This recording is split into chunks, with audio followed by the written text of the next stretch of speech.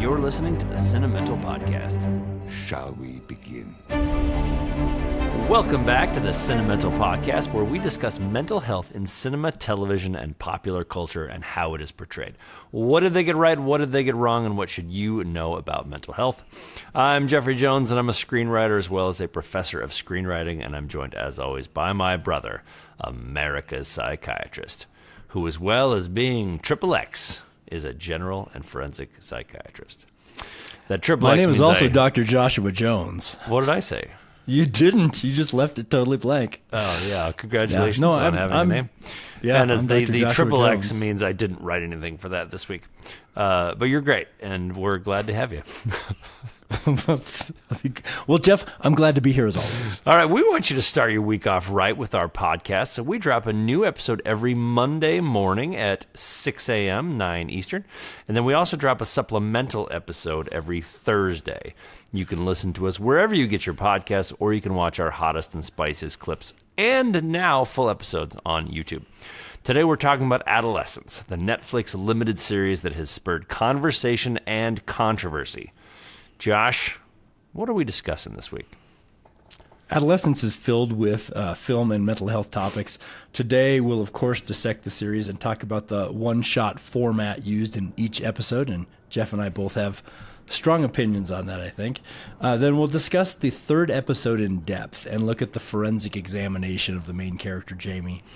On our Thursday episode, we're going to take a deep dive into incel culture and cyberbullying and the implications for mental health. Excellent. That all sounds great. Before we get to that, though, Josh, we did land a new sponsor this week. Yes. We haven't had one in a while, so this is big for us, and it's none other than, this is a biggie, Microsoft.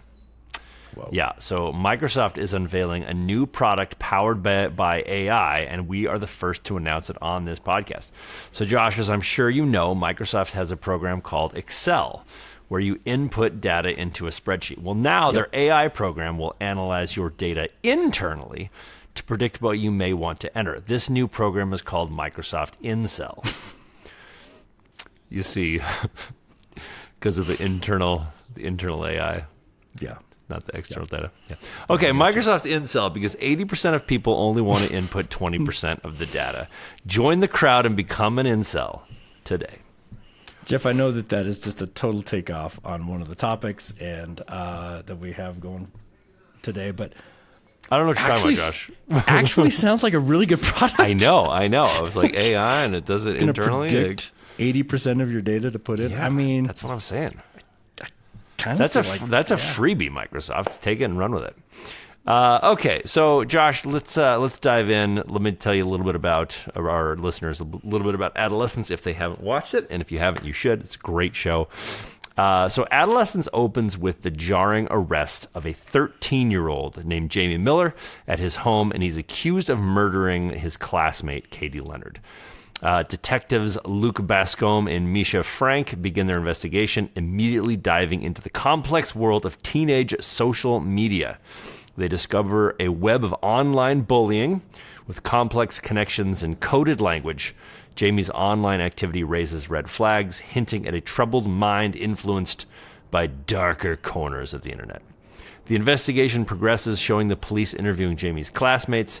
They paint a picture of a withdrawn boy, possibly influenced by online incel rhetoric, and a victim of his own social isolation.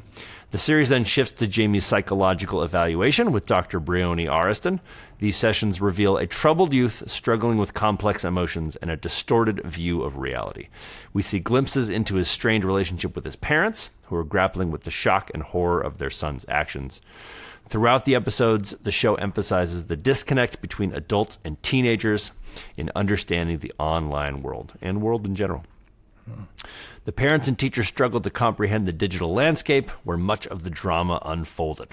Adolescence leaves viewers with a chilling portrait of modern youth and the dark consequences of unchecked online toxicity. Wow, it's good stuff. Yeah. Okay. That's a good synopsis. Yeah. Yeah. Thank you. You wrote it. There's...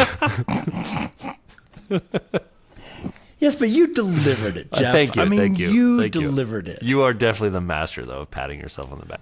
Okay, Josh, it's impossible to talk about this show without talking about Incel. And I know we're going to cover that more on Thursday, but can you just define what that is for us so we have sort of a framing? Yeah, so the term incel it's really new, and it's a portmanteau or a combination of terms involuntary celibate. So what it basically is it's a collection of online men who believe and whose online connections have fostered this idea that feminism and womanhood are beating them down, and that's kind of the crux of it, and everything spider webs out from there. Okay, so and there's a difference between like I didn't have sex in high school. I didn't have sex till I went to college. I would have liked to have had some sex. So in a way, I was involuntarily celibate, but I certainly wasn't an incel. What's the difference? Why? What are these kids? What makes someone an incel versus? Versus a normal teenager who's not having sex? Yeah, versus a normal teenager who's just not having sex. Yeah, it's that buying into the philosophy that you're not having sex because the system or the feminist world that has developed is putting you down and maybe putting you down on purpose. Interesting. Okay. All right. Okay, I can't wait to talk more about that on Thursday. Let's talk about bullying a little bit. And I think that there's a couple different ways to talk about bullying. We can obviously talk about the effects of bullying, but I also want to talk about what are the new ways that people are getting bullied that we need to watch out for. Because there's a very powerful moment in this series where, the cop dad, the investigator dad, is doing a really good job of investigating. He's doing what he knows. And his kid pulls him aside and says, "No, Dad, you've got it all wrong. Just because she was commenting on his post doesn't mean that they were friends. What she was doing was insulting him and calling him an incel by using certain emojis." And the dad was completely clueless as to this. And I don't think that that's inaccurate. I think that, for as smart as investigators are, I don't think that they're keeping up with kid culture. But that's some pretty intense bullying. What are the effects of bullying and how do we recognize it in a world where, there's kids are really good at using coded language? Yeah, it's a really intense scene and a really important scene, and I want to come back to that. But to directly answer your question, you have to stay informed. This stuff is moving so fast, and kids have always had coded language. Every generation, every group of kids, probably your one elementary school has a group has coded language that another elementary school does not have. Slang that they talk about their own clique in, and other cliques that they're ostracizing. None of this is new. Right. What's new is how pervasive and how rapid it can be with the expansion of social media. Sure. And how much I think we as the adults and we as parents haven't necessarily abrogated our responsibility, but it has happened so fast, and it has happened in... I don't know what abrogated means. Well, good thing there's Google. It's not that we as parents. Great. So all the people who don't know what abrogated means have just left our podcast so they can go to Google, and then they realize, why the fuck am I going to Google? I'm just going to watch something else. As parents, we have abragamilified. You can fuck off. I mean, that's what you could do. Abracadabra, dude, our responsibility. We have let go of our responsibility. We have shirked our responsibility. Yeah, because those words wouldn't have been okay. Those words wouldn't have made sense to the majority of people. I love you. This is how I talk. I don't know what you wanted from me. Okay. No, I know, and you have amazing information, and I want to make sure the public hears it in a way that doesn't bore them.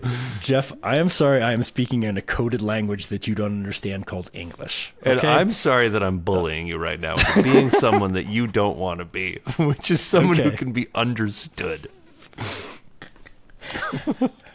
Okay, so parents are abracadabra doing their responsibilities. What's new about cliques is that they're able to be more pervasive in the online world where adults can't see. And it's not that we have shirked our duty to monitor this. It's that it's really, really hard, and it's changing so fast.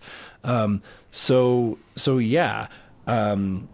God, I love that scene though. The scene in which the son Adam pulls his dad aside, and they clearly have a strained relationship. They come out and say that. He says, "Dad, you're getting this all wrong. It's hard watching you flounder. So badly about this." And, it was embarrassing. It was embarrassing, and it was a really good scene. And those two characters were really well acted. And he said, "Look, we have our own language that we've developed using emojis, and how you use the emojis, when you use them, what color they are, you use them, and means different things. And so basically." What looked like to the adults that these kids were having, a relatively normal conversation, wasn't. It was bullying from the girl towards Jamie. I don't think this is any different than stuff that has always been happening, right? Yeah. I can remember telling our mom, so and so said such and such to me on the playground. She's like, "Oh, I think that's a good thing," and I'm like, "No, Mom, that's not what it means now." Yeah. So I don't think that this is new stuff. I think with social media though, it's so much easier to hide it and to have it morph and change. And more interesting, and we're going to talk about this more when we talk about incels, it's easier to get these really toxic concepts propagated and reinforced in the online world as something that you can do. You can find other like-minded people more easier than you can find them, say, if your social sphere is limited to the 30 kids in your grade that you play with on the playground. Yeah. Okay. And I'm going to push the online part of Incel to our conversation on Thursday, because I'm really curious as to how people find these groups. But I want to turn the conversation a little more to the kid, because I really thought it was interesting. Obviously the third episode where they do the diagnosis, or she does the test, is really fascinating. But what was your take on this kid? Because one of the things you've said before is, in the podcast, there's plenty of people who are bullied who don't end up being murderers. And so was this kid the victim of bullying? Was he the victim of getting pulled into this incel culture where a hatred of women was sort of grown? Or was this kid a budding psychopath? You got an hour with him, with someone else interviewing him, but what was your take? Yeah, yes, and yes. And I think that's the danger of this show, Adolescence, is I think that it scared a lot of people and said, "Oh my God, all our kids are going to turn out this way." Right. And that's not going to happen, right? So this kid was bullied. Right. Yes. This kid did get into the incel culture. Yes. But as the masterfully portrayed forensic examination in the third episode showed, he also had very limited impulse control. He had deep rage inside of him, and he had really perverse thoughts about the relationship between men and women, and his rights, what he is owed to be to be the top and to get what he wants. And violence was okay to use to get that. So yeah, I think this kid is a budding psychopath.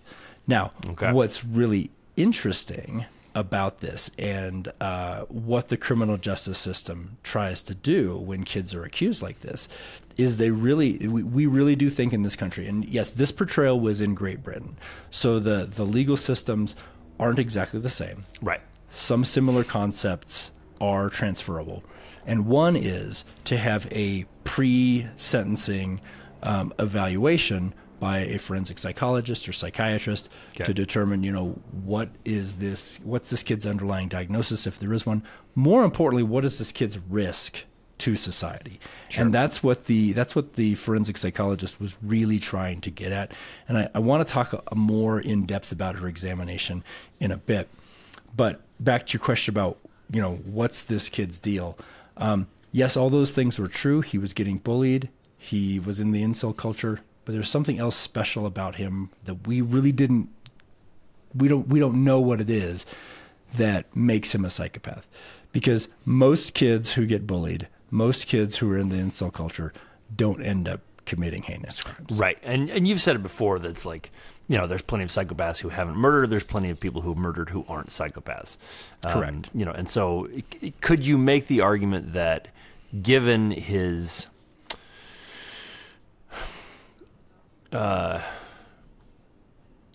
experiences of being bullied, pushed him more towards the likelihood of committing a crime such as murder? Yes, I think you can say that. Okay. I think you can say that. If these things didn't happen, right, he would not have been as likely to kill that gal. Okay. Great. I want to talk about this just for a second. This is kind of a screenwriting thing, but it's really interesting because one of our most commented on videos on our channel is a Heretic. It's a Heretic episode where I talk about how I don't like ambiguous endings. Sure. Because I think it's lazy screenwriting. Adolescence has an ambiguous ending that I loved. Because in the end, the parents are talking about, and they're sitting around thinking, what did we do wrong? What could we have done differently? And so the ambiguous ending in Adolescence is, did the parents do something wrong? Are we doing something wrong for our kids? And like you said, it's, that's going to happen to my kid, and it sort of scared parents into thinking that's what's going to happen to my kid. What I loved about the fact that this was, what's the word? Ambiguous. Yeah. What I loved about the fact that this was ambiguous is because that's the statement that the artist who wrote this is trying to make. We feel the ambiguity of the parents. We feel their unknowingness. And so that's an appropriate time for a screenwriter to use the not the weapon, but to use the tool in their bag of having an ambiguous ending. So this was a show where I'm all about there being an ambiguous ending, which is different than Heretic, which should not have had an ambiguous ending. But I love that the lesson here was, parents, you got to think about this stuff. This isn't necessarily going to happen to your kid, but you do have to think about, who they're hanging out with, what they're doing online, et cetera, et cetera. Yeah. And it still might be that you can do everything and it still turns out bad, and it's, I don't know. I thought that was a really powerful statement, and I thought it was really well done. In the ambiguity is where the lesson lies. Parenting is really ambiguous. Yeah. There's no doubt about it. Jeff, a couple other filmmaking questions I wanted to ask you about this. This was I think a really unusual series for a couple reasons. One, it was just 4 episodes, and 2, each episode was shot with a single take. Right. Talk about whether those choices worked for you. What might have been behind those choices, and how they really influenced the story told to us, the viewer. Yeah, I actually didn't do enough research into this because they probably do answer the question as to why they did it in one take. It was really cool. For my money, though, it was only really cool. I don't know that it added anything to the story for me. And one of the main reasons was, when you're doing like a long oneer, and this wasn't a single take. It was a single shot, but like they did multiple takes, and there are places where they cut, and the cuts are unseen, et cetera, et cetera. Much like they did 1917 or 1916. I can't remember. 1917, yeah. 1917. 1916 was multicam. 1917 was one shot. But it was fascinating. It allowed you to see things in real time and trust that it was in real time.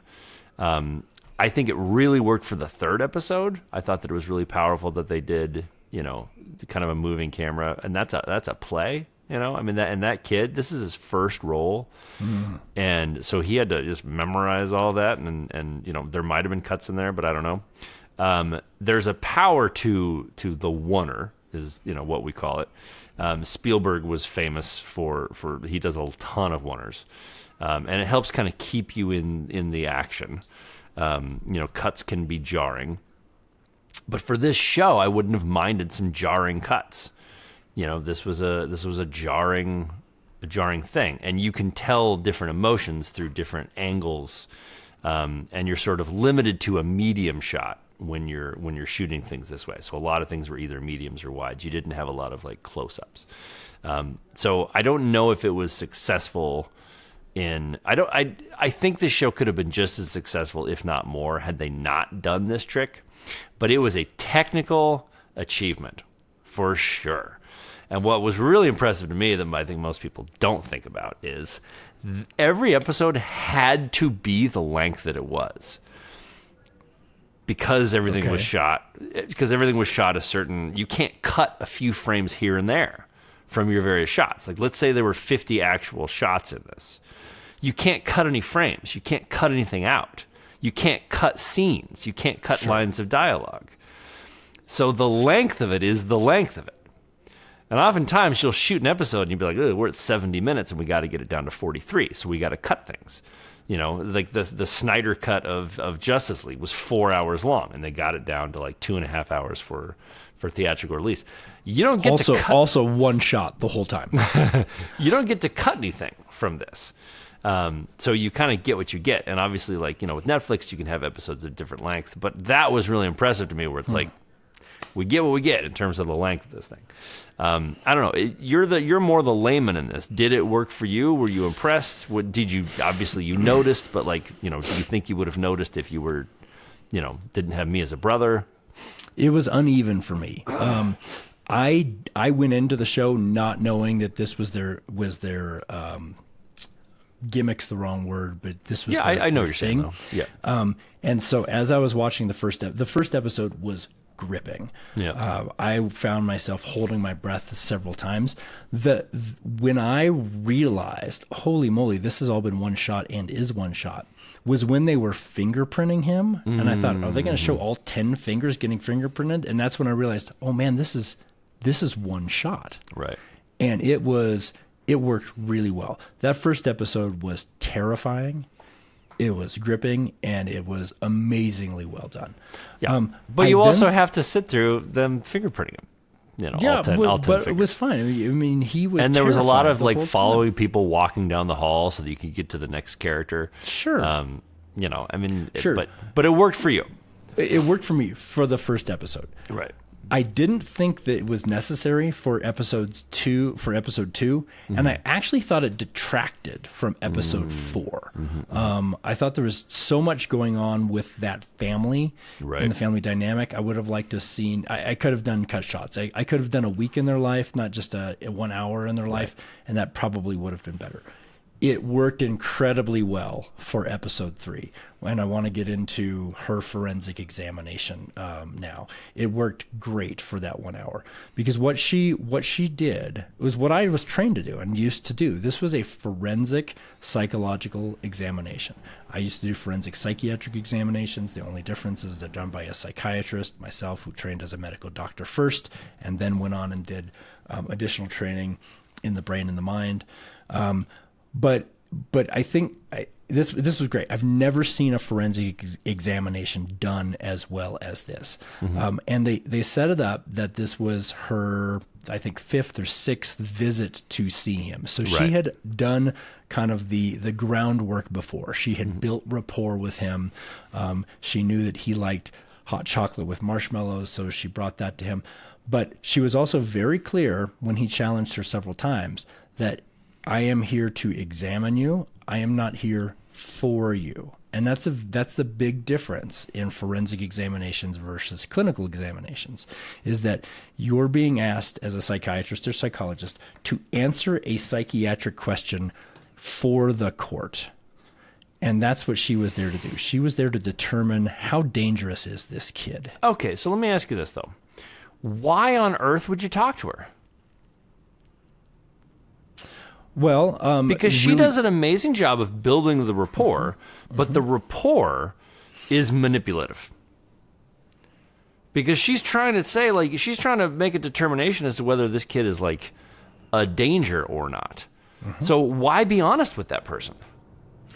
Well, it's really hard to be honest with somebody when there's a clear secondary gain. When you have a clear goal to convince this examiner that you are well or that you are not dangerous, you will try to do that. Exactly right. And so the forensic examination is to build up enough information based not only on the examination, which is but one part, or the conversation, which is one part of the examination, but also all the records, all the collateral information that you can get by talking to parents, by talking to other witnesses, to build a full picture of this person. So you put your finger right on it. If it was just the interview that you were building your forensic opinion upon, it would be very difficult to do. But it's not. And you saw her challenge him with, here's what you wrote, here's the information, now react to this. Right. Because there's an So when she was understanding. getting stuck, she would pull out a new item to kind of be able to talk about and or watch change his the reactions, topic or change go the to topic, something else. I mean, it's a lot of building rapport. It's a lot of probing, backing up when you reach resistance. You saw her do that at the beginning. This was so you thought it was extremely portrayed well done. You thought it was portrayed incredibly well.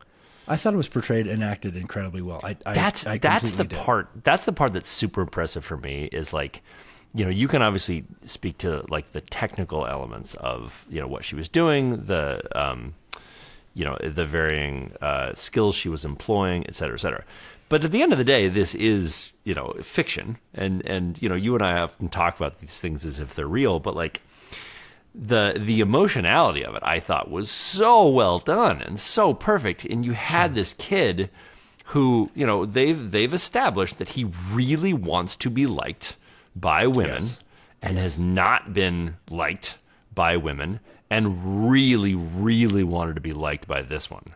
And when she shows that she doesn't, loses his mind. And all of that was so subtle and done in the acting and not necessarily in the dialogue, where it was like, it really felt believable, even though this was just, and you and I have talked before about like, people who are possessed. We've never seen someone who's possessed. We don't know what it feels like. We can only sort of, take the acting for what it is. This felt really real. This felt legit, and you had the experience with it. The acting was just as good, you felt, as the portrayal. Let me tell you what was the extra step above what you normally see in portrayals of adolescent psychopathy that they took here that I've not seen before. Okay. So they wanted you to think, I believe they wanted you to come to the conclusion that this kid was a psychopath, that he had something more than just, being toxically damaged by the incel movement or whatever. He had that extra step that makes you cross the line to killing somebody. Right. What they portrayed in this, and the wonderful actor Owen Cooper portrayed in this that I've not seen before, is the budding psychopath being pretty bad at manipulation. So you saw him, and actually I'm looking at the promotional poster right now of him kind of looking sinister. You saw him occasionally flip and look sinister and kind of look like, he's toying with her and things like that, interspersed with the much more raw, 13-year-old temper tantrum. Right. And what a lot of fictional portrayals of young psychopaths get wrong is that they expect that the young psychopath is as good at being a psychopath as the adult psychopath. But that young psychopath hasn't put in their 10,000 genius hours of being a psychopath as I'll the tell you adult this. has. I'll tell you this too. That's a screenwriting trick. It's not that screenwriters don't know that. It's that they know the audience, and it's interesting to an audience if kids are somehow masters. So it's not that screenwriters are getting that wrong. No, but I think that's interesting. I think that's... I get that. It's dumb, but I get it. It's totally dumb. Yeah. But, it's like when kids talk more intelligently than they should, people are always like, oh, look at that kid who's using big words. Like they're abracadabradoodling or abrogating their responsibilities. You put that in the mouth of a kid and people are like, oh, what a smart young man. Or they get bullied on the playground for it, Jeff. Or in a podcast. Any of the bullying might happen. My therapist thanks you so much for... Your therapist listens to the podcast? No, but he thanks you for continuing to bully me, so I have to come back to therapy over and over and over again. Great. Yeah, it's job security for him. Great. Okay, so I have a couple other questions I want to ask you, Josh, and we're coming short on time here. I'm just going to mention this quick because I thought it was a great line. That dad's a plumber. But he seems a little bit like a modern man, a little bit. Like he's in touch with his feelings. And I think we've come so far where like that is what we expect from what would have traditionally been, a harder sort of man. And they had this great line about couples therapy where it was, I'm interested in solving the problem of today. And they got that from couples therapy, and he was really trying, and you could see, both of the people in the couple like really trying, to be a better version. And I just thought that was really cool, and it was just such a tiny thing, in the show. But it's like, yeah, we do need to get in touch with our mental health, and we don't need to be those brooding men who never talk about their feelings, and we'll have deeper relationships. Yeah, so that's Stephen Graham, and he's a bona fide badass. It's true. Yeah. Now, what you're picking up is in the 4th episode. This was over a year after the incident occurred, and so they had done a lot of therapy. That was not who he was a year before. And I think that the point is, one of the points of the show is that we're not having those relationships with our teenage, in this case, boys, our teenagers, and social media is getting in the way. Right. And it's very difficult. It's very easy to just get on a screen and have your kid go up in the room and spend hours on their screen doing, whatever. And it's very difficult to monitor them. Right. But that's what has to be done, to be having the conversations about, hey, what are you seeing? What is this incel movement? That they had not talked to their son about what was going on.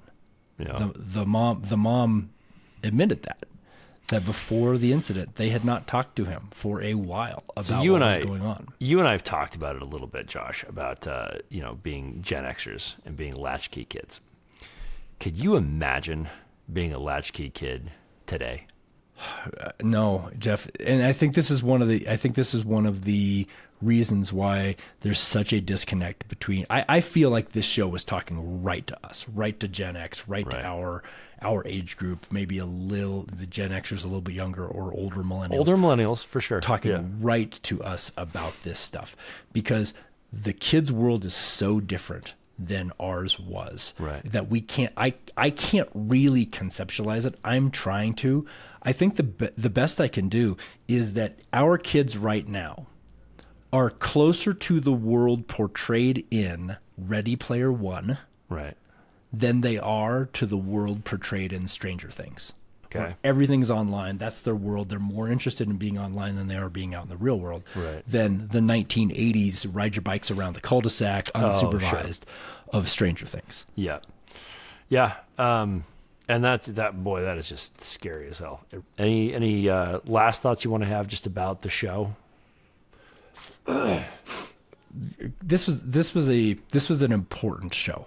Yeah. This is important. It's important for people to watch this. It's important for people to talk about it, not just from a social perspective, but it's a neat format too. And I think that the format made it pretty powerful. I'm going to share something very strange, and then I'll end this. I've been having a recurring dream lately, and it's where I'm in school, and Brad Pitt is my teacher. Sure. And I haven't done the homework, and he's really disappointed in me. I have no idea why, and I have no idea why it's Brad Pitt. But this show was executive produced by Brad Pitt. Yeah. And apparently he was really, really involved in every part of the process. And I just really want to work on a project where Brad Pitt is really, really involved. I'm such a fan. I'm so excited for F1 that's coming out. But I think I have a pre-fear of it where Brad Pitt's going to be disappointed in me. You would be so nervous. You'd be calling me every day going, I think Brad was upset with me today. Do you think he was? Quite He's possibly. so handsome. He's so handsome though. He's just so cool. He's just so cool. Okay, anyway. Thanks as always for watching or listening to Cinemental and our coverage of Adolescence. If you like this episode, please subscribe anywhere you get your podcasts. You can also watch clips of Cinemental on YouTube, where we'd love to hear what you'd like us to cover next. You can also watch my companion series, The One Thing, which I really need to post more of, where I take a deeper dive into screenwriting, both available on the Large and in Charge channel on YouTube. Follow Dr. Josh Jones, America's Psychiatrist, on Blue Sky. This has been a Large and in Charge production. For Josh Jones, I am Jeff Jones, and we will see you on Thursday for more Adolescence.